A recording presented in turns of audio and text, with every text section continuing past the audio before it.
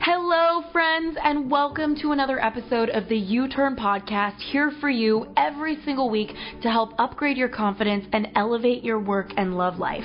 I'm your host, Ashley Stahl. Perhaps you know me as a former counterterrorism professional at the Pentagon, a life coach, a Forbes columnist, or the founder of Cake Publishing Ghostwriting House.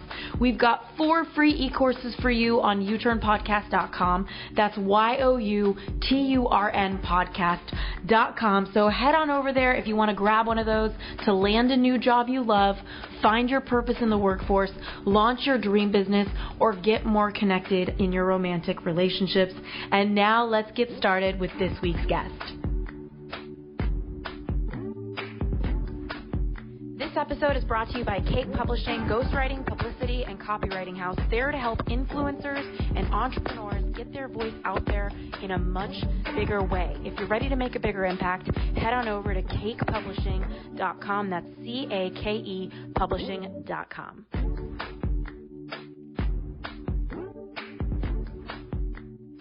Hey everybody, it's Ash here, and I have a really special guest, not only a girlfriend of mine, but Dr. Erin Haskell, Doctor of Divinity, creator and host of Good Morning La La Land, an incredible show, an international bestseller, a mom, most importantly, and a transformational speaker. And we are here to talk together about 4 steps that she can share for you to awaken into your highest self, for you to awaken into confidence. I've personally had quite the week, and so we're going to use my experience as we can for my growth, for your growth, for everybody's growth. But before we do, let's get into your story. Welcome to the show. Thank you. Hey Ash, how are you? I am good. I'm better that you did a little prayer meditation centering before we started talking. We could maybe do a little one real quick just for the audience. Yeah. You know, anytime I'm doing any work or even starting my day or doing anything, I begin with just knowing the truth, because it always gets me grounded. It gets me tapped back into that truth. So let's just do this real quick. So if you're out there, let's just take a couple deep breaths in through the nose, out the mouth. And so I know that there's only one thing going on at all points in time, and it's life, it's growth, it's awakening, and it's like a classroom here. And so I know that today is the unfoldment of whatever is to heal, whatever is to be revealed, whatever is to be learned and grow, and all the above. And I know for certainty that there's always confidence, there's always been confidence in every single one of us, that deep within us is that all-knowing, eternal, infinite wisdom of the entire universe. And so I know as I tap into that, all things are done, all things are handled, and I just simply move through my day with great certainty and infinite joy. And so on that note, I release to the law, no longer needing to fix it, control it, or whatever. No more angst, let it go, let it be, and so it is. So it is. Oh, you're just such a healing presence to be around. Have you always been this way? Hell no. I'm like, are you this awesome for everybody? So, I mean, Dr. Divinity, I don't know if I've ever met one of you. Right. And so I'm so fascinated and curious to hear your story. And I know that as entrepreneurs, our story can be tiring sometimes, because it's almost like, damn, I want a new story, something that interests me. You know, like we get used to our story, even if it's fascinating. But I think that it's so in service for everybody listening to just talk about it. Yeah, so you tell me. Well, first of all, I wanted to define what a Doctor Divinity is, because probably some people are like, what is that? I have no idea what that is.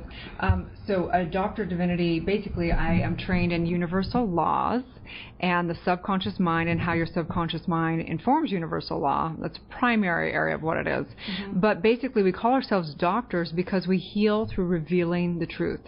So for me, my story, I don't know where it begins, right? Which lifetime, but no. I grew up in kind of a hippie commune in the hilltops of Santa Barbara. My parents were divorced. It was kind of leftover residuals of the 60s. I was born in the 70s, and so it was like there was pretty much no rules, no regulation, no religion.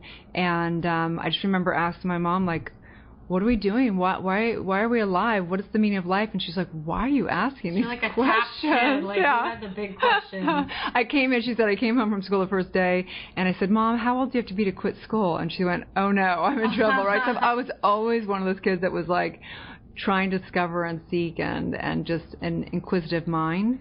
And so just growing up in California, it was chaotic, not going to lie, and tried a little bit of drugs and alcohol in high school. Luckily, I never really liked it that much. That's good. Was date raped in high school, bulimic from 17 to 20. Thought I, overcame that and thought, I'll get married. That will solve all my problems. And then I got pregnant and I had a stillborn. So at the age of 22, I was full term, and my baby died inside of my belly, and I had to go give birth to his body.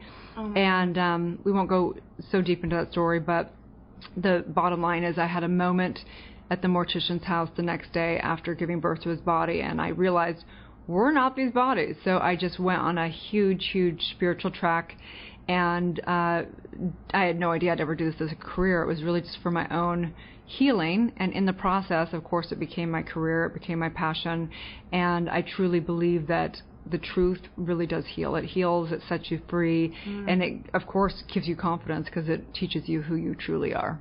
Oh, I love it. And I also, one of the most profound things I realized with truth is that I was with a guy for 5 years, and a few years ago he proposed, and then within 6 months of the proposal I decided I couldn't marry him and called off what would have been a massive wedding. And I'll never forget going to see a therapist that week where I was like, I just can't do this. And we hadn't booked anything yet, but I was really quivering to book things and commit, and it was like a lot of resistance and procrastination around the wedding.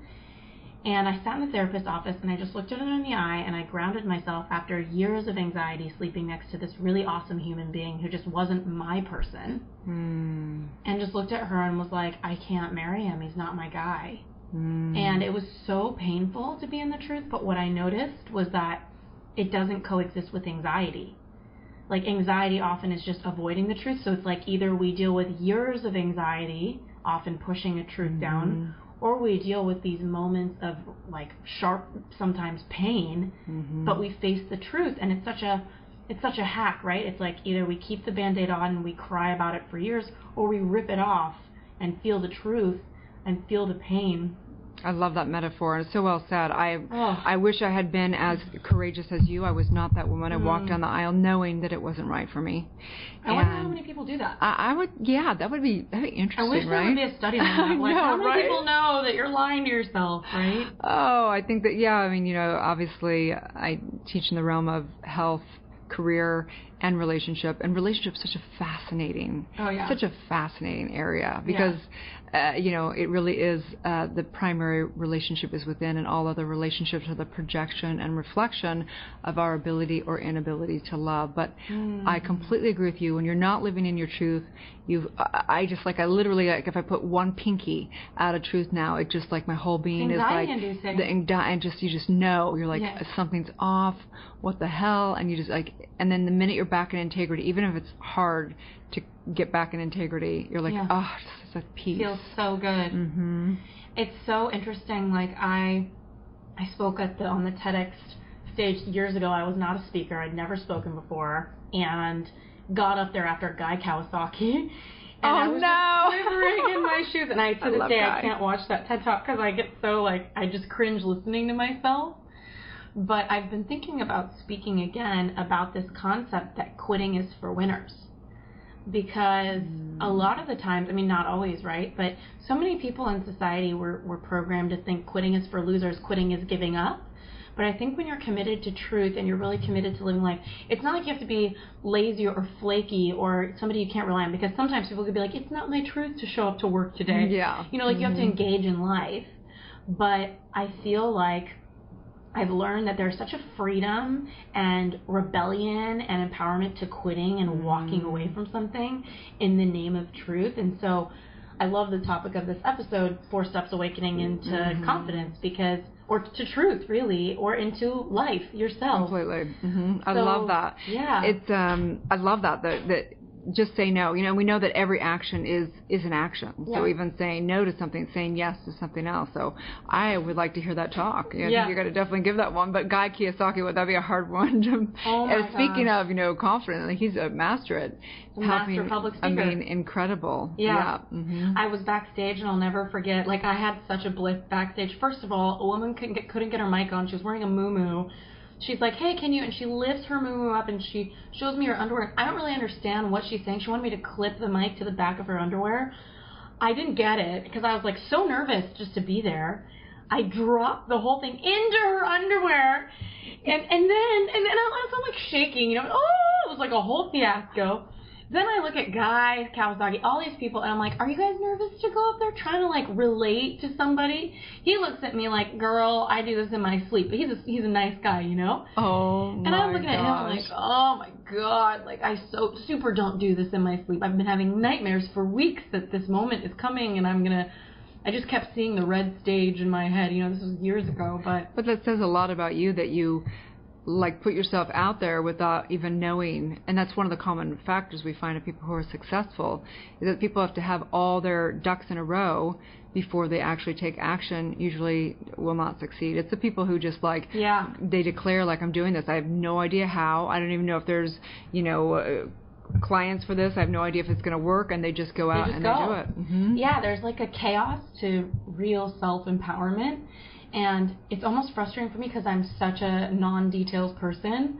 And that's why I hire people on my teams that are details people, because I just don't see them and they hurt my head. And that's been such a huge gift for success. So I'm curious for you, what do you think has created your success? I mean, your show is incredible. Your writing has impacted so many people. What has gotten you to this point? Yeah. I think that there's many, many leadership skills. You can learn how to build a good team by doing personality tests, and you can, hustle. You can do all these things that all the leadership programs say. You can set goals. You can do all that, and that's all great. But I don't necessarily think that that's going to get people the success that they truly desire. So I think that the true success comes from going within and getting your calling. In fact, one of the oftentimes the most common thing people ask about, there's kind of two things primarily. How do you get confidence, and how do you get your purpose and calling? Those are kind of like the two primary things that people are seeking. They really, really want to know. Even people who are, multimillionaires are still trying to figure that part out. They still feel like there's a calling that they haven't quite gotten to. And so for me, I would say the secret to success is quieting down enough and getting in touch enough to say no, like you said, and going within and really getting in touch with what your true calling is. Because for me, my true calling was spoken. It was whispered, within a deep, deep meditation. Amazing. And most people are seeking it. They go, well, maybe if I just model myself like shopping around. Yeah, shopping around. Which is very noisy. It's very distracting. Yeah, and they just try and, reproduce some other type of thing of what another person's already done, and it never works out. Do you know what's so interesting? When I walked in, everybody who's listening, I was telling Erin, it's been kind of a shitstorm of a month, but it's weird. I just feel like this spiritual work has been so healing for me, because I was just saying, I don't get caught up in the drama of it. If I'm talking about it, it's more like, this is what's happening, and it's so weird. So for those of you listening, I had my sister pass away unexpectedly the past month. I had strep throat for 3 weeks. And yesterday I got out of an Uber, and a truck drove by and drove the door off of the car and almost hit me. And I sat on a balcony with wood, and I got 50 splinters in my ass, literally. And as my best friend was picking the splinters out of my ass, I got a text from a guy that I've been trying to get over forever, and I had just started to feel like I was getting over him. And I actually think this is really relevant to your work as we kind of move into these steps to awakening, is A, quieting the mind, and B, really learning what to say no to. And so in this relationship with this guy, I would love your feedback for everybody listening, because I think that's such an example. Truly loved him, truly wanted to be with him. He had a serious terminal illness that he just didn't want to be with somebody because his life is looking like it's going to be shorter, and he didn't know, and that was influencing whether he wanted to have a family and all of these things that would factor into my plans in my life. So he felt like he was doing me a service by not being with me. And he circled back to ask if we could be friends. But there was like some flirtation in his text anyway. And so as my friend is picking splinters out of my ass, I see this message come in. And the first thing I did was I got quiet. I just didn't want to write back for the sake of it, which how many people are in the business of communicating for the sake of it versus really being intentional. And it doesn't mean that communication has to be heavy, right? But really getting to a place of like, what do I really have to say? So I did a meditation on the Insight Timer app on self-love. Yeah. And it was so helpful to me. And the words in the meditation were, I love you and I'm listening. Things to say to yourself. And after that, I kept saying, I'm listening to you, Ash. I'm listening to you.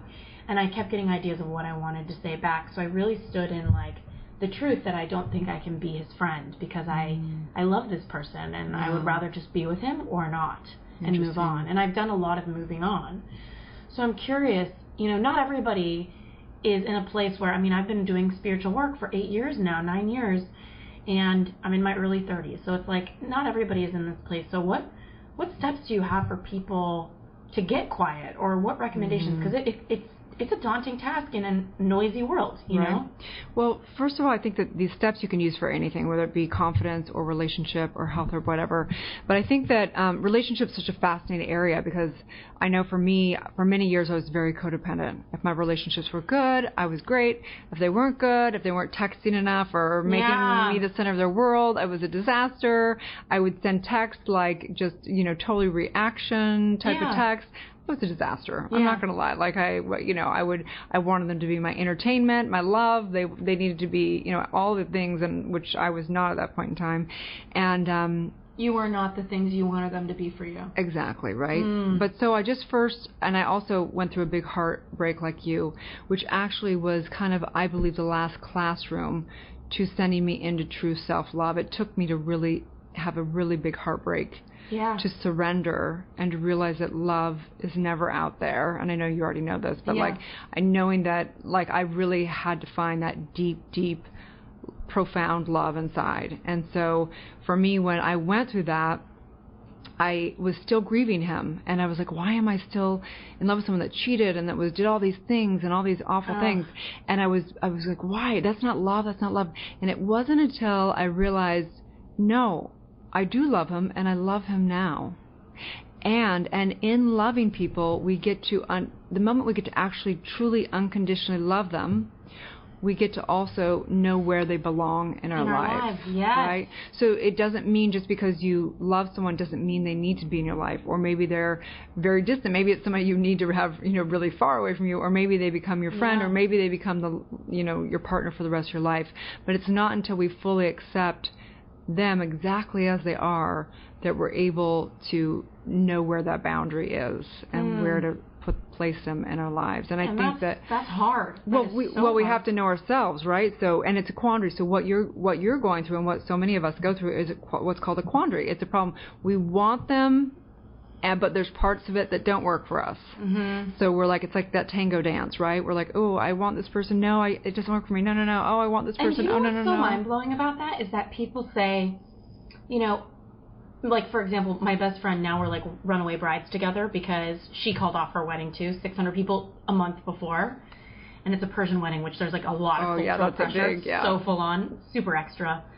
And, as far as what you're talking about goes, really standing in your no, really loving someone. It's like there's so many times with her now ex-fiance, she would say, he has all of these amazing qualities. And I would say, except for he's not emotionally fully available. And it was like, I had a boyfriend, not the one I recently was just talking about, who he was amazing, but he had an anger, he had a temper. And it was like, for me to say, if only he didn't have a temper, that's like saying, if only every genetic code in his DNA was warped differently so that every cell in his body was a little different, this would work. It's like, people look at all the good qualities, right? But if there's one thing that just truly doesn't work for you, I think that's where the work is that you're talking about, is loving that person enough. Well, there's different levels, though. I think there's levels. Tell me more. One is there's a level of what's in it for me. And guess what? There's always going to be a deal breaker. I'm sorry, but no matter how, it may be that they actually cheat, or maybe it's just that they don't pay enough attention to you, whatever it is, right? There's going to be a deal breaker with everybody at all points in time. So the likelihood of having a relationship work out that's just trying to fulfill your needs is really very small chance that you're going to get that. Second is what's in it for us. Let's move it up a little bit, but the reality again is that, people make other people wrong. There's vicious cycles. There's victim mentalities. There's all that. Number 3 is what's in it for the highest good. And the reality is that relationships, the whole culture is shifting around relationship, right? So it's natural. I think that feeling that your girlfriend was getting or whatever is beyond her own consciousness. Oftentimes we want to figure it out. We want to find that thing, and maybe it's just this one character flaw, whatever. But it's actually maybe a collective consciousness of us moving past the traditional identity of what it means to be together as a couple, or as whatever that is. Some people are going polyamorous, whatever that is for that individual. But it's an identity shift, and a lot of times we try and figure out what's wrong with that person, but it has nothing to do with that person. It has to do with that is no longer our integrity to live that way. So then let me ask you, a girlfriend of mine is married to a very powerful, financially successful man. She loves him truly. This girl would be in a shack on the side of the street. Like, she's so low maintenance, and she just happened to fully love this guy. But he doesn't want to make that much time for her, and so she's really suffering in the marriage. What would you have to say about a situation like that? Because that feels like an example of a deal breaker. For me, I would say, until you get to the point where you look at your partner and you say, you are not responsible for my happiness. You are not responsible for my fulfillment. And you are not responsible for my financial situation. You're not living in a truly empowered place. And in fact, we are such powerful spiritual beings that the moment we assign someone else as our source of happiness, we become unhappy. The moment we assign somebody as our fulfillment, we become unfulfilled. The moment we assign somebody as our source of financial whatever, we become disempowered in the realm of money. We are so powerful, and if we had any idea how powerful we are, that it's literally just another lesson. So it has nothing to do with him. It has nothing to do with him. And how does somebody make a decision of whether to stay or to go? Like, how do you look at that? I mean, you're so wise. I'm like, tell me all. Yeah. I mean, the reality for most of us, we got to hit. You're wearing all white. You look all godly to me. The universe usually we have to go, somewhere like around. Like for me, it was like, feeling like I was being dragged by a car down the pavement, being, with my face being skinned across the ground. Like how far is your low? I don't know what that is. It's gonna be different for each person. Yeah, you know what? One of the things that I heard that was so powerful was the idea of rock bottom. And it's like, never rob somebody their rock bottom, the dignity of their rock bottom. And I think so often as parents, I'm no parent, I would love to be one day, but it's like, I'm sure a lot of parents they want to spare their kids from feeling some sort of rock bottom. My sister who passed away, she had a lot of rock bottoms. She unfortunately, unlike your story, she tampered with drugs at a young age, and she kept them with her whole life. And I was taking her in and out of rehabs and doing whatever I could, and from a young age driving into the valley with my dad when her work would call us and say she hasn't shown up. We were scared she'd killed herself in her apartment. So we'd gone through a lot of pain with her, but that was her rock bottom, and I think there's a dignity to that. So why do you think people are so responsible for other people, where they think, I need to spare them from feeling this or going through this? Why do we get so codependently hooked in to other people's realities? Well, we're connected. We're literally energetically connected to whomever we are around, especially if we're intimate with somebody. I mean, you literally connect energetically. So it's much easier to get into something than out of something, right? Oh my God. But I want to say congratulations if you've hit your rock bottom, right? I mean, oftentimes in our culture we look at it like, oh, something's wrong with them. They hit their rock bottom. It's like, congratulations. Maybe they're a little bit more advanced than some of us that are tiptoeing over here thinking it's okay. We're avoiding our rock bottom. We're we're and pretending. We're living a lukewarm life. Yeah. So we don't have to face it. Yeah. It's, so. What do you think that looks like for everybody listening? Because to me, that looks like being in a job you don't really like, about to be marrying somebody that you're not really sure about. And people know. What do you have to say about people who they know somewhere in them, but they don't choose to listen to it, and they go into their head and they come up with stories as to why they should be in that situation, why it's meant to be? How can you pop that balloon for people listening now? I love that. I mean, we know what that looks like, right? Denial. It looks like denial. Fun. It looks like, turning on the television just a little bit more. Yeah. Having a few extra drinks here and there, like shopping a little bit more. That would be mine. Right? Like anything to avoid the truth. Yeah. Anything. And we've all been there. So what was the question again? How do you recommend people listening to themselves to avoid this? Because I know a lot of people are in denial right now, and for me, I've gotten a lot better at hearing that voice of wisdom inside of me that really does know the truth. And I know when I'm denying the truth. I know when I'm listening to it. Yeah. I can feel it in my body, but a lot of people are still attuning to themselves, and genuinely, even though something feels off as they enter into that marriage or that job or whatever it is, they don't listen to it, and they live a lukewarm life, avoiding what would probably look like rock bottom for themselves. It reminds me of that, the Chinese handcuffs, that it's like you try and you put your fingers in these two little things and you try and pull them out, and it gets tighter as you try and pull them out. So it's like, instead, as a counterintuitive thing, you've got to push them together in order to pull them out. And I think it's kind of like that. If you have something that is dysfunctional and you can't get out of it, it's almost like go more towards it. Go more towards the insanity. Go more towards it. And I don't want to promote anyone to do more drugs, but go more towards it, because somebody's got right. I know, it's so bad. Don't do drugs. But the reality is that sometimes we just got to go a little further to hit that bottom. And get more intimate with whatever, like get closer to it, get more curious about it, ask more questions. So instead of, I guess it's like you can be in denial in your head, but at the very least do yourself the service of having a conversation with somebody or asking yourself these questions about how you really feel about where you are. Why do you think people don't trust themselves? Well, it all comes down to the subconscious mind.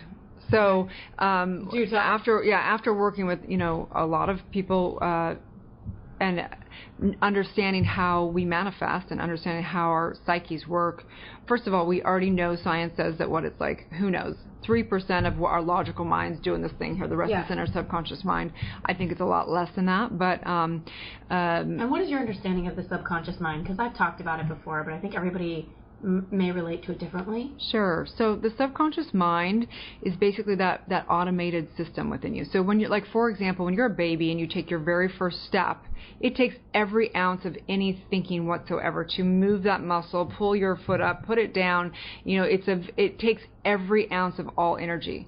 So in order to have that muscle memory and to remember that within your body, it remembers that, so that now as you're older, you can be jogging, you can be looking up to the airplanes and traffic going by, and on your cell phone you can do 1,000 things, right? So the subconscious mind is the automated system that remembers things.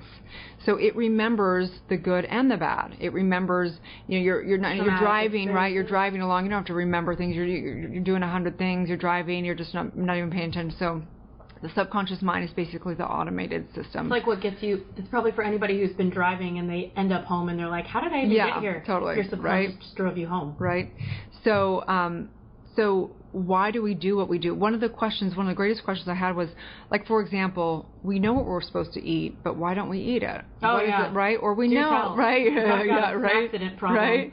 So what happens in the subconscious mind is, no matter what happened, you survived. So if you had a traumatic incident and you decided, you declare in that moment, I'm never going to love again. Like you're in these intense emotions, and you declare whatever, I'll never trust again, I'm not enough, love hurts, whatever it is that you declare, then all of a sudden your subconscious mind says, okay, and so it is. Noted. And so then every relationship you get into again, you're like, then all of a sudden you're like, you start sabotaging it, or you start only calling in people that will hurt you, or whatever. What about people who are attracted to people who are not available, whether they're not emotionally available, they're working all the time, they don't even make time for you, like, what do you think about patterns like that, where people who might be listening are noticing in their love life or even in their career, they keep attracting the same situation? Yeah, of course. I mean, some of it comes from our patterning of our parents, of what we've seen, and the other comes from trauma. Yeah. Maybe your parents, got a divorce and your dad was leaving like mine, and I said, love equals pain. Yeah. And so I'm going to find love that creates pain always, for me. always have to draw on somebody that there's a painful situation. And even if there is no pain, I'll make sure that I create the pain. Right? So God forbid we have a good time in this. Right. So it's just patterning of the subconscious mind. So how do you deal with that? Obviously there's many different therapies. There are spiritual counseling, there's subconscious work. If you can't afford that, you can at least begin to inquire into things like 12-step programs or free support groups to begin at least journaling and discovering and taking a look at your belief system. What do you believe about love? And you can just listen to yourself talk with your girlfriends at lunch. You'll start, if you just record yourself talking, then you play it back and you go, oh, that's my belief system. Oh, there's nobody out there. Oh, there's no good people. Everybody they're sidetracked. There's too many options. Blah blah blah blah blah. And so it is. And every time you talk, your subconscious is listening. So the first step of awakening into confidence you shared was to wake up. Yep. So can we talk to me about what that means for you and for everybody listening? Those of you listening, whether you want to awaken into your best self, you want to face what's true, you want to feel more aligned, the first step is waking up. So that means begin to take a conscious look at your life and realizing how you have created. At least the bare minimum is the experience of what's going on. And if you believe in really manifestation, you'll believe that you actually have created the circumstances of your life. So begin to wake up to what you have created for yourself. Begin to see the pattern in your life. Begin to see how there's total serendipity at all points in time. Nothing's a coincidence. So it's kind of like, if I'm the creator of my life, what am I doing to create this? What am I thinking to create this? Yeah, taking a look at your relationships, taking a look at your health, we know that even your DNA is only 5% of what is actually happening. You do have free will with a lot of stuff. So begin to take a look at what you're creating for yourself, what you have created. And if you can create crap, then you could create good stuff. It's the same energy, right? Yeah, creation. So just begin to, number one, just wake up and begin to take responsibility. What have I created for myself? So what was that moment for you where you were like, okay, time for me to wake up and really take a look at because I know when I did a lot of career and business coaching, that was the first thing, is I was like, okay, if I want to know what people believe about the world, all I need to do is take a look at their results in their career and their relationships and get a pretty good idea of what they believe to be creating that. So what was that moment for you? For me, I think that I had so many of those, but I would say in that relationship, I had a very dysfunctional relationship, and I kept going back. Because you were like, I love pain. Yeah, I love pain, right? Yeah. And it was just one of those moments that I was like, okay, I can no longer point the finger at this human being. I remember being balled up, in my bed, I don't want to live. What is this? This is painful. So painful. And just having one of those moments, I've created this. I keep going back. I know that I have a belief that love equals pain. And in that moment, I thought, well, if I can create that, I can recreate it. Because I'm not my thoughts. I'm the creator of my thoughts. And we know we can reprogram the subconscious mind. So I decided in that moment, it's time to recreate that. So it's somewhat of a rock bottom for you. Oh, definitely was a rock bottom. So, I've definitely had my moment where I'm in fetal position in the bed crying. For sure.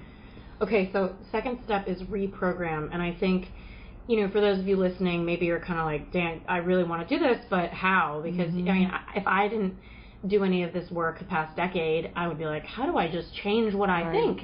It feels like the thoughts just kind of come in like unwanted visitors, and then you believe them, and how do you start? So there's two primary ways of reprogramming the subconscious mind. One is logically, okay? So logically, we can begin to affirm, we can begin to what's called command your subconscious mind, okay? So that basically means you have to have a pretty strong consciousness. That's why so many people do affirmations and it doesn't ever actually do anything. You can say, oh, life's good, I'm only love, 1,000 times, like, right? The delusion right? and the actual outcome. So we program the subconscious mind through our feelings. So that's why they call it spoken word when, say, even like a minister preaches, right? Yeah. You have to, the universe and subconscious mind is reprogrammed by vibration, by the feelings. So until you can command it, like literally imagine you're like a lieutenant in charge. That's your conscious mind. And your subconscious mind is like a bunch of soldiers down there. Yeah. So unless you're a commander in charge and you are like, you give orders to those soldiers, and you got to command, like, no, like, I declare that I'm having prosperity and money now, like, we're creating this now. Yeah. Like, I'm no longer the effect of X, Y, and Z. Like, I'm declaring, like, I'm fed up, I'm done, and you declare it, you're done. Very few people have that strong of a consciousness. So that's one way you can do it, is through commanding the subconscious.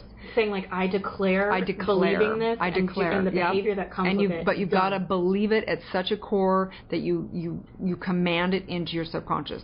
Very few people are able to do that, okay? That's why usually it's at a rock bottom that you declare that. Do you know that literally the night before I had my splinter episode and the ex that I had been grieving reached out, I had a friend of like 10 years, and he and I dated in college, and he wanted to try dating. Like, he came out of the woodworks and was like, I'm really serious about this, and it totally didn't work out. He has a kid, and he was very unavailable, which I thought him having a kid was a lovely thing and a beautiful thing, and he's so good at it. But I was like almost energetically chasing him, even though he insisted to have the relationship. So the night before I heard from the ex of 6 months, I talked to him, my old friend, and I said, hey, look, like, this doesn't seem like it's something that we can make work, and it's all good. It just seems like your priorities are where they are. And he goes, yeah, I told you I thought I wanted to make this work, but I guess I don't, because I'm really focused on my kid, and I don't want to pick up the phone when I'm with her, and he's with her most of the time. And I called one of my closest friends, and I literally, and this was this week, and I said, I declare this pattern of me chasing people who are not available or who do not want to be. It's not that they're not, it's that they're choosing not to be available to me. Done.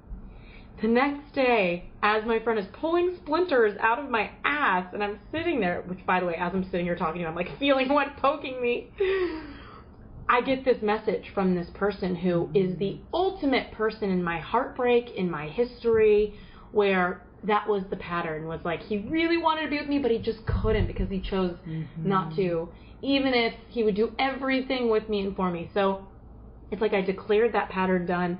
So what is that for everybody listening, where you kind of decide something and then little things happen? That's exactly how it happens. Like, literally, if you have that powerful of a declaration in your subconscious, like I mean, you can try it. You can get in your living room, turn on some music, like literally declare, like get into a vibration. That's why they do like ecstatic dance and stuff like that. That's why they used to have drum circles. I feel like I'm at church right now. Like that's why. So like, how do you get into that state? Like such an affirmative state that you are just like, you know it at every ounce of every cell in your body, right? So that is commanding. Okay. It's like a practice, and not everybody can do it. And stronger consciousness, more powerful, right, to be able to do that.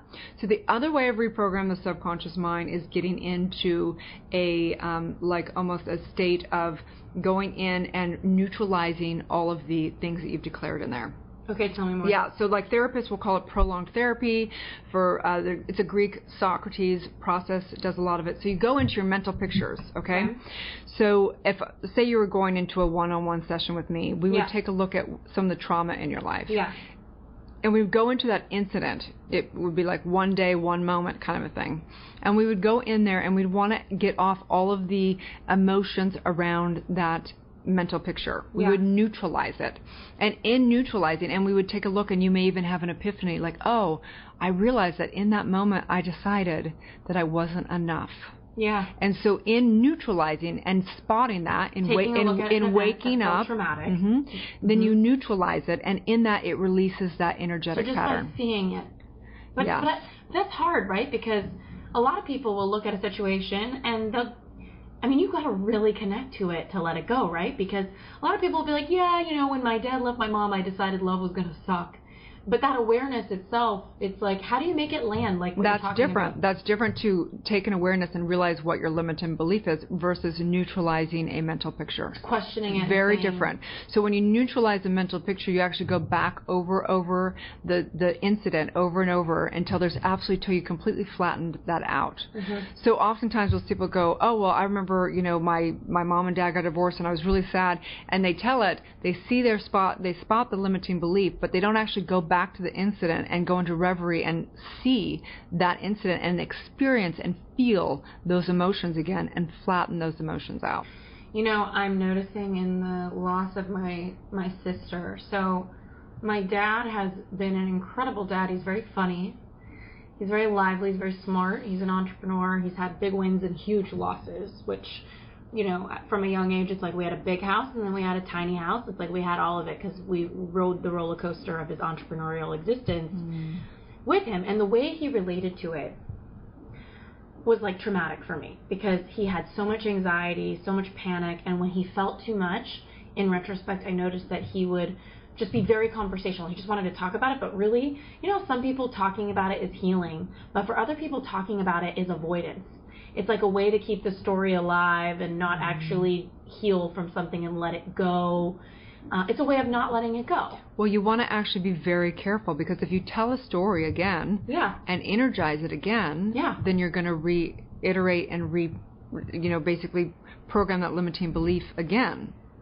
So you want to neutralize it. It's very different to feel the emotions. So let's just take an example. So let's pretend that you were talking about your parents getting divorced or something. And you said, so there I was. I remember I was sitting on my sofa and my dad and mom said they were in a fight and they were screaming and yelling. And my dad ran out the front door and he slammed the door and I saw his car and it drove off, right? So I'm telling the story, but instead of going and energizing it and feeling the emotion again and just going like, oh, that was so painful, and feeling those emotions and deciding again like, oh, love means that they leave you. And instead, you want to neutralize it over and over again to where you can just like say it again, feel the emotions, because there's always a resistance. When you're feeling that emotion, you actually don't want to feel the emotion like it's a bad emotion. So not judging the emotion, just feeling the emotion so much to where it just dissipates. Like you want to neutralize it enough to where you can just look at that. And then I was sitting there and, you know, I was on the couch. My mom and dad were fighting and then they were screaming. And then my dad walked out the door and he drove off. It was like bizarre. Yeah, neutralizing it. And I think that's one of the spiritual principles I learned is like how you relate to the issue is the issue. Yeah. You know, I totally backed my car into a pole. Pretty much just on the note of it. You poor thing. I know, it's been really intense, Erin. Like I did $30,000 of damage to my car, which like, you know, it was like I could have decided to total it. And I just backed into a pole, but you know, it was a pretty significant pole, obviously. And this was a few months ago, and I had to do a couple months, you know, going to Hertz Rent-A-Car and getting a car. The whole staff knew me at that point. I had names for all the cars on the lot. I was like, "Don't give me the brown Wonder. The honk is so disempowering." Oh like, my you should have gosh! Heard me. But it's like these events happen, and I remember when I hit my car on the pole, I laughed because I was fine. I was grateful. I was like, "Oh my God, I'm so glad I'm okay." And I kind of laughed. I'm like, "Oh, that's gonna be so expensive," and like. That's gonna be a real inconvenience. And then I just kind of laughed. I was like, it is what it is. And I don't think I'm in a place of denial in my life. I think I let things hit me, pun intended, like the pole that hit me.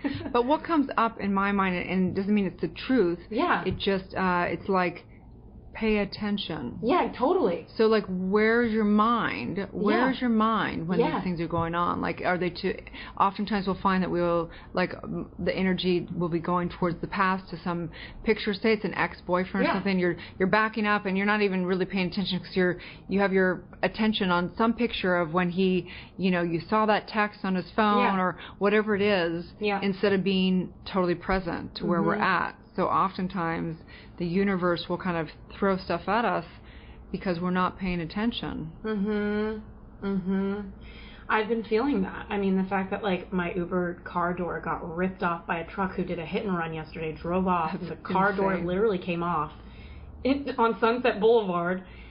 or the fact that I backed into a pole, or that I sat on a piece of wood and got all these splinters in my ass, like, yeah, I feel like I need to pay attention, but I guess, and this is a question for everybody listening, it's like, easier said than done. Like, I have a distracted mind, and right now with you, I feel really present. Like, I hear you, I'm listening. I guess it's like if something's interesting enough for me, I'm like a 2-year-old toddler where I'm like super present with it. Right. Well, most people, we have to remember that spiritually there's no such thing as time and space. Yeah. There's just mental pictures. So what happened a year ago or in your childhood is happening right now in your consciousness if it's not complete. Right? So it's like it's like a filing system, right? So if one is not complete and we know we have mental charge around it, it'll keep coming back up, because it needs to be healed, it needs to be completed. So that's why we go, all of a sudden you're like thinking again about that incident with the ex, whatever, or with your parent, or with the argument you had with your boss, or whatever that was. It keeps coming up in your consciousness. Because you don't fix it, or like let it go. So then you're not present. So this kind of brings itself to obsessive thinking. A lot of people will keep rerunning that conversation they had last night, or that horrible situation that they're still upset about. Would you just take that as feedback that that's like linking to something that they've already experienced, a feeling they've already had, and the obsessive thinking is just a reflection of the fact that they haven't fully felt it and let it go?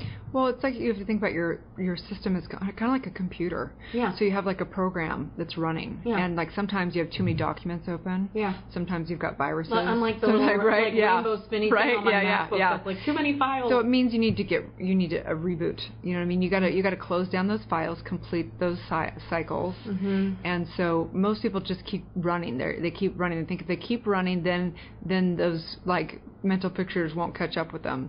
That's why you got to stop, slow down, and take inventory, complete those cycles, make amends,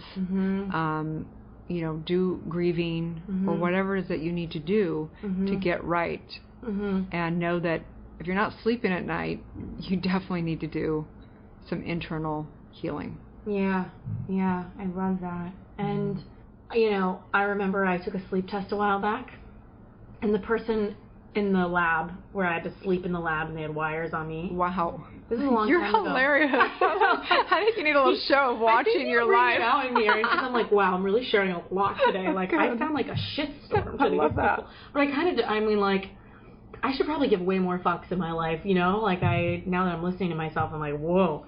But I did this sleep test, and the guy asked me before he hooked me up to the wires, he's like, all right, so walk me through it. You put your head down on the pillow at night, and then what happens?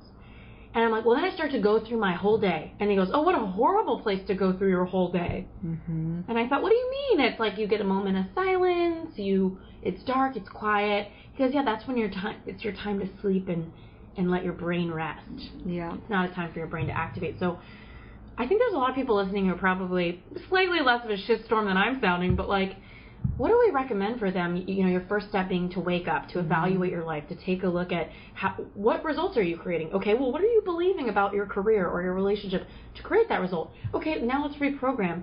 Look at some traumatic experience. What did you believe in that experience about you, about them, about your life that you're holding on to, and neutralizing that? And then from there, it's like, what do people do with, just going back to this obsessive thinking? It's painful, and it takes people out of the deliciousness of the present. Sure.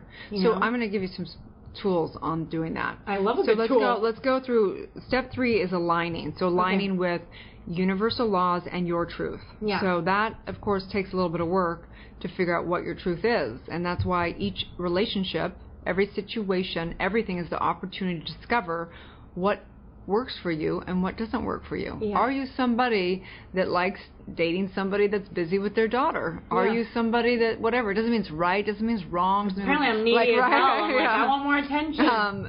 So it's really a self-discovery. All of life is the mirror, right? And then aligning with universal law, meaning... But kind of taking the universe's feedback, like taking a look at everything. Well, you want to align with universal law. So that means, for example, if you're creating harmony, you're going to have a lot more success than if you're creating chaos. Okay, so there's many different laws. There's at least, like, I write on 40 laws. Mm-hmm. So everything from law of attraction, you need to embody that which you seek, to all of them. Just basically, you need to learn how to align with your truth and the law. Yeah. The fourth step is affirming. So every single day we've got to affirm what we truly desire through meditation, through mindfulness, through visioning, through developing your intuition, and so on and so forth. So back to your question about going to sleep, not being able to sleep, or the anxiety or whatever it is.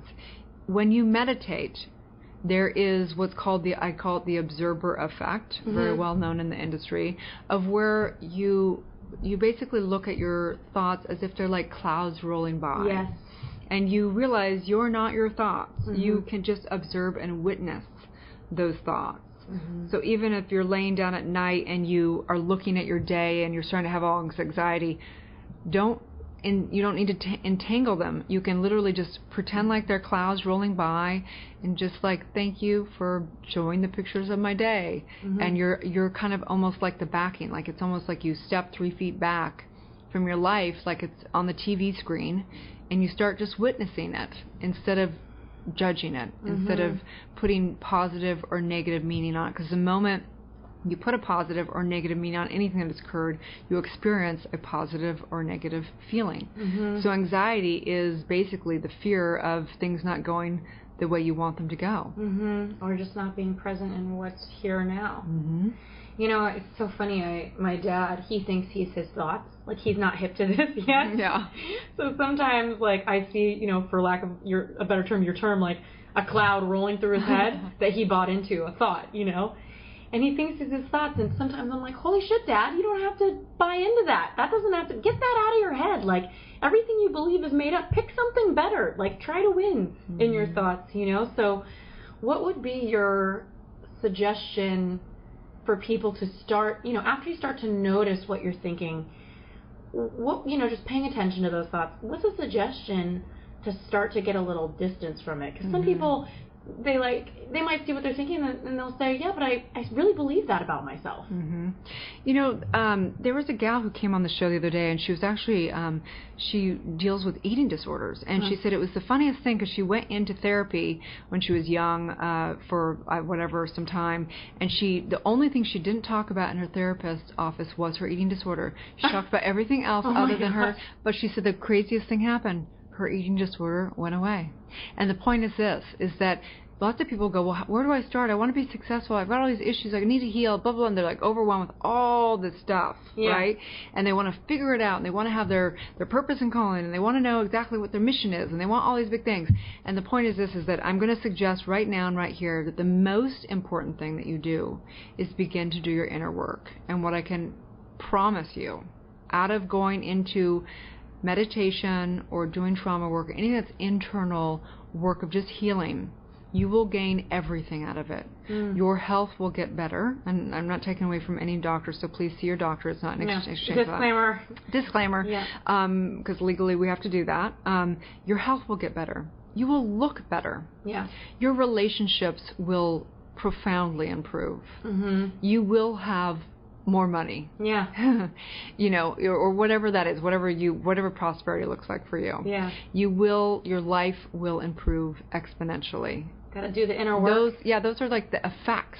But what is that? Okay, so some people listening, I know some of you listening to me, you guys have been at this, but some of you are like, what does inner work even mean? Because we hear this, right? In the mm-hmm. spiritual world, people are like, you need to do the work. What is the work, right? So it's looking at your thoughts, it's waking up, looking at your life, just having that basic awareness. But what else is it? Well, I think that anybody should follow their bliss. So if meditation speaks to you, do meditation. Yeah. If therapy speaks to you, do therapy. If yoga, whatever it is that speaks to you, there's something intuitively that you have to honor.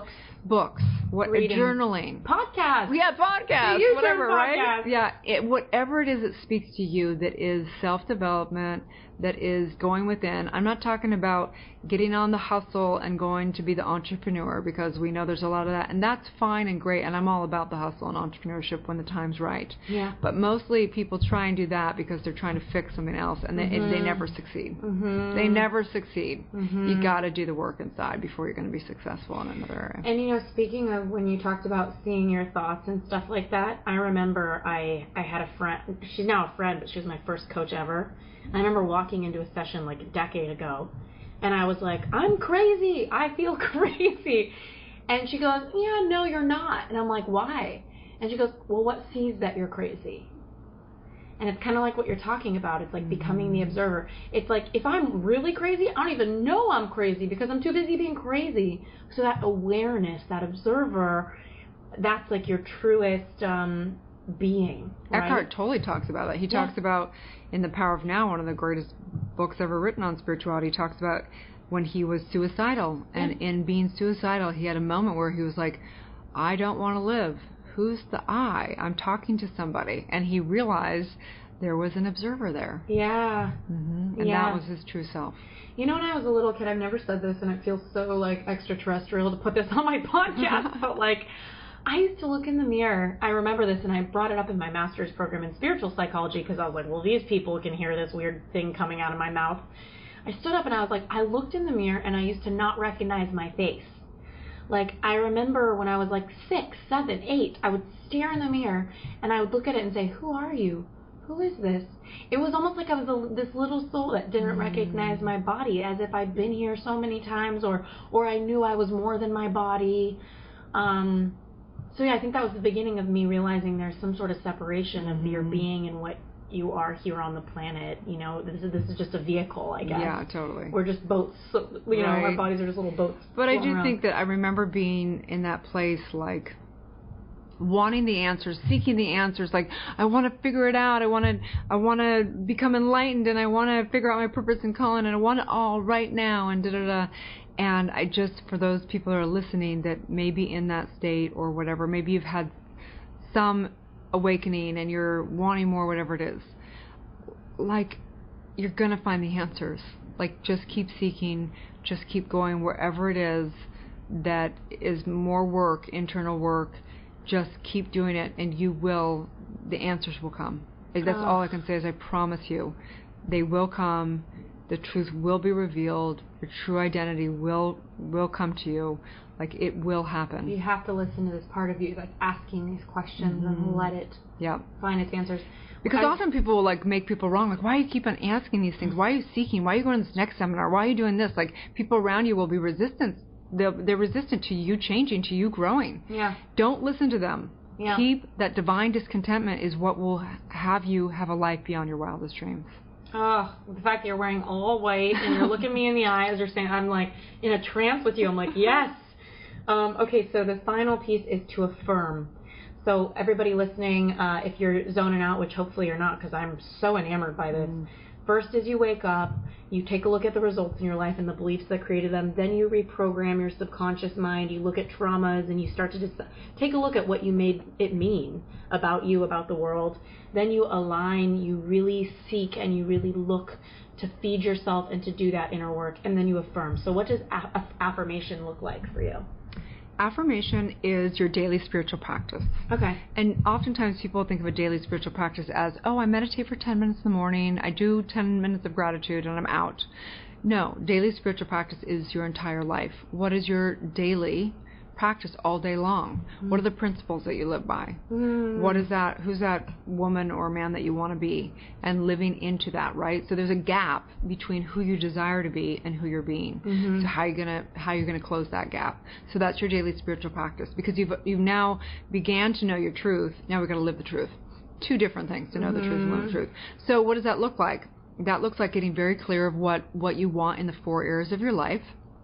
So within my book, I write how to create your life's purpose statement. So we go through. Tell them what your book is called. It's called Awakening. It's a 40-day guide, and it walks you through all the different processes, the 4 steps of waking up, reprogramming, aligning with your truth and universal laws, and affirming. So we'll include that in the show notes. Right, and in the 4 steps, so what you do is we walk it through how to create your life's purpose statement. So you actually write it in affirmations in your money and career, in your relationships, and in your health, and in your creative expression. What are those? They're like goals, but they're written in kind of like who you want to be in those realms. And then basically you decide how you're going to design your daily spiritual practice, how you're going to start your morning ritual, how you're going to end your day, and what principles are you going to live on throughout the day. So I walk you through how to meditate, how to use mindfulness, how to develop your intuition, how to do true visioning, how to use affirmations and affirmative prayer, and then how to have 30-day fun practices, 30 and 40-day fun practices. And basically you get to design it. There's no right or wrong way, and you get to live by whatever. So, for example, of course I do meditation and stuff like that, but things like non-attachment, that's one of my practices. So, like, sometimes I have to remember, and I read it in the morning, like, I choose to not have attachment of where I'm going in my life. I set my goals, I set my things, but I know that there's that or something greater. Things like that. I love it. And for anybody listening, could you give us some wisdom on how to come up with an affirmation right now? Just maybe a few steps or something like that, because I find that daunting. Like, there's so many things I could affirm and say every day. Yeah. What would you say for somebody that's like, I want to have an affirmation this week or for 30 days? Yeah, so an affirmation is stated in the present. Because the universe doesn't, if you say, I will, it's like putting it in the future, or I'm trying to, then it is in the present moment. It is affirmative, so it's not a try or someday I will. A hope. Yeah, hope, prayer, and dream, I hear when people say they hope. I'm like, you hope? Are you going to do it or not? Yeah. And then it is what you embody, right? So I am a powerful spiritual leader. I mean, so what does that look like? Obviously, that's saying, that's putting what I have to embody, being powerful. It is an identity that I choose to create. I know I'm not that identity, but I'm choosing to create that identity in this life. So an affirmation is whatever you want to be. Say in your health, it's I vibrantly, live eating whole foods and having high energy. So that's like an affirmation, and it's saying that it's a result also in there, right? Vibrancy. So funny right? you said that, because right before I came here, I went to a spin class with my friend, and I said, it's time for me to really eat more healthily, because I have this thing where I eat horrible food, and I call it a snackcident. Yeah, totally. So it's like, no more snackcidents. And here you are giving me an affirmation freebie on the podcast. Yeah. Gosh, this has been amazing. Is there any final steps for the affirmation for people? I think that it's something to practice, constantly practicing. And affirmations will never, ever work if you don't actually feel and vibrate with them. So you can say affirmations all day. It's never going to... I'm the prettiest woman in town. It'll never work. You're not. You gotta believe it. It doesn't mean anything. Get on the pretty vibes. So crank up that music, start dancing around your living room and, argue that for yourself within your own consciousness, and feel it with such conviction that you're arguing with yourself. No, I really am, whatever that is. And so just know that you're powerful, and you get to choose whatever. And if you're a powerful mess or a powerful delight. Exactly. If you're sick and tired of being sick and tired, then get mad. Use that anger in your affirmations. Use that anger to command your subconscious mind. Get pissed if you're in a relationship and you're pissed as hell at the man or woman. Use that energy for good. That's a great time to declare what truth and what you're committed to in this life. Do it aloud. I speak it into my phone sometimes just for myself. I'll, close the drapes and start screaming into my phone just to hear myself speak and just to declare the truth. And you've got to somehow start taking control of your life, because you're co-creating with the entire universe, and your universe is listening to you 24/7, and it's listening to your emotions, to your feelings, to the backing of your word. I just so feel nourished by everything you're saying, and so grateful that you've been here with us. This has been awesome. Well, Ash, you're so great because you're so relatable. Thank you. And you're so good at pretending like you're like stumbling through life when you're not I kind at of all. like don't relate to it as stumbling. So even when it sounds like it, it's like I really genuinely am like, I know this is like kind of a mess, but I feel fine. But that's why people love you, because you're so relatable, you're so human, and it's people crave that because they just want to feel like they can connect. You just want to feel, period, right? Yeah.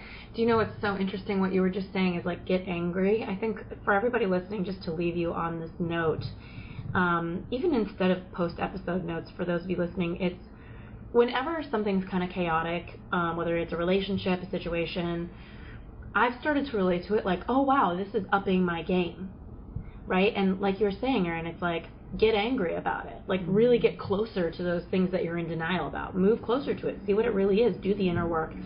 And so the other day, as I declared, after I got off the phone call with my friend who wanted to date, and he was just so not available, even though he insisted on it, it's like to declare to my other friend, hey, I am no longer doing this. I am no longer chasing. You know, I'm going to believe people's actions, not just their words. I declare this my new behavior. And I really said those words, and I really meant it. And so the next morning, as my really good friend is like pulling these splinters out, which, by the way, everybody listening, that was my second scheduled podcast interview with you, Erin, and I had to call you, reschedule, and be like, this is a weird one, but I need to get these splinters in. As she's pulling splinters out of me, and I see this text message from this ex, I thought, oh wow, he's upping my game. He's challenging what I just declared. I just declared I'm not going to do this anymore. And that relationship with him represented me chasing somebody who loved me, who wanted to be with me just enough. But right when I wanted them to really step into being with me, they couldn't commit, you know?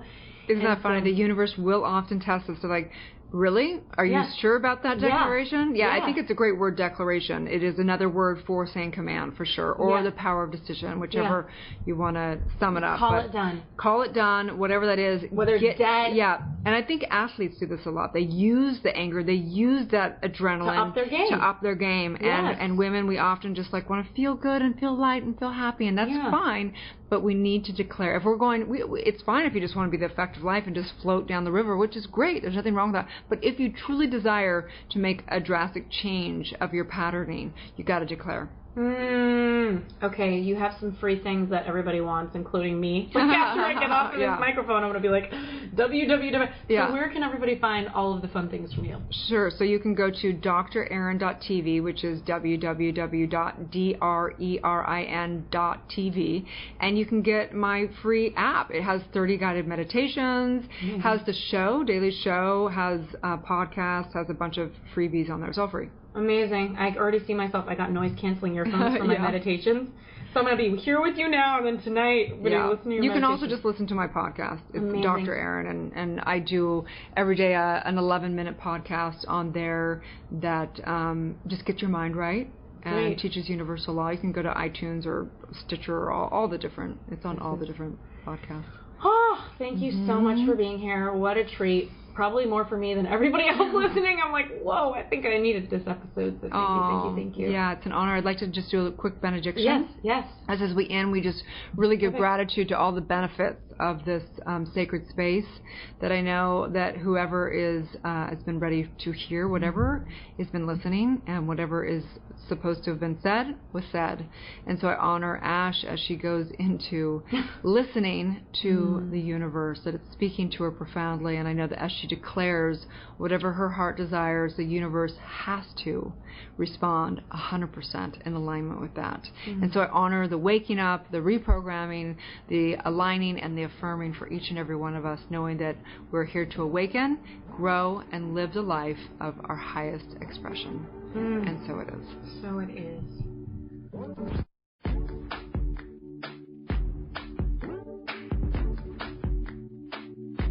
Thanks again for tuning into this week's episode of the U-Turn Podcast. You can find all of the resources that our guest mentioned on our show notes at uturnpodcast.com. That's YOUTURN podcast.com. Also, don't forget, on the website, we've got our 4 free e-courses, whether you want to land a new job you love, get clarity on the best career path for you, launch your dream business, or deepen your romantic relationships. I'll talk to you soon. Can't wait to connect on next week's episode.